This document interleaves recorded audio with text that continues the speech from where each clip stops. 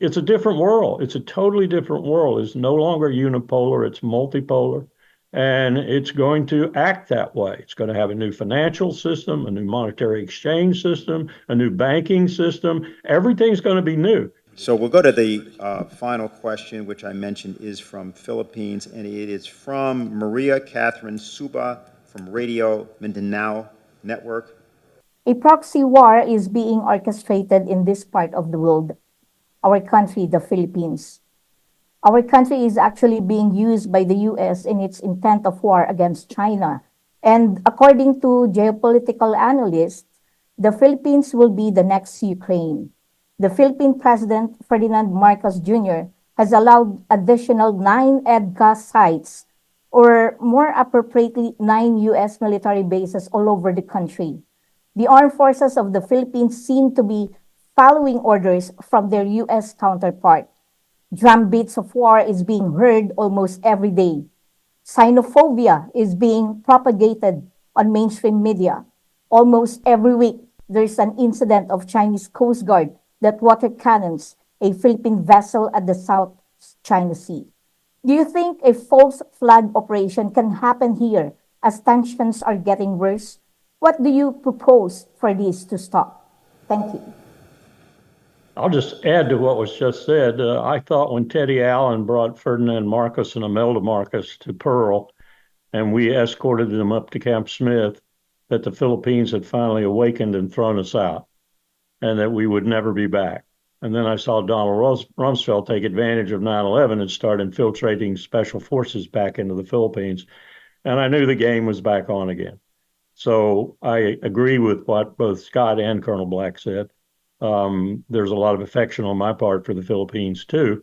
But you should grow up and not need the United States and not put the United States and China at loggerheads over your dead body, because that's what it'll be about.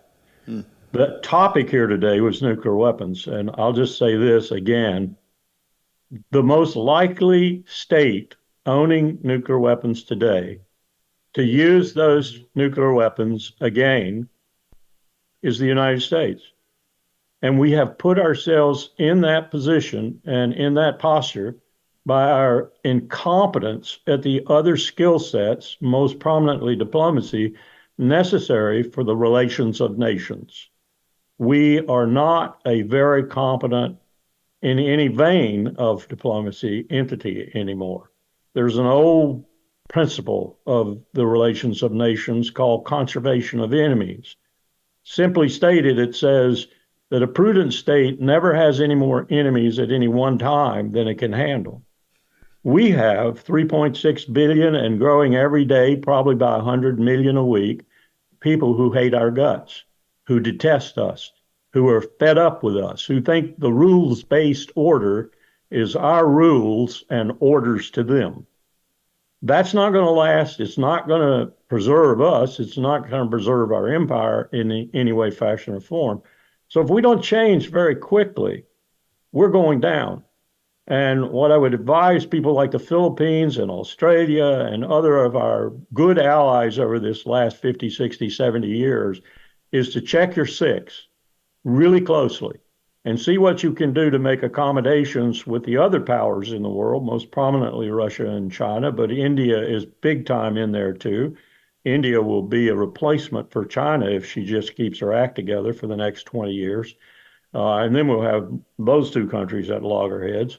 But you're looking at a dying empire. You're looking at a dying empire. And if we don't do something about it, we're going to have a really bad death rather than a death, say, like Britain had, where she is still around, stupidly led by Rishi Sunak, but soon to be gotten rid of, probably.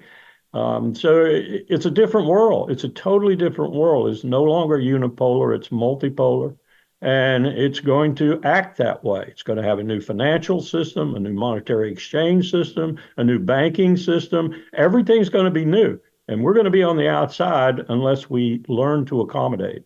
And you learn to accommodate with that deft instrument of national power called diplomacy. So we'd rather grow some diplomats and fast.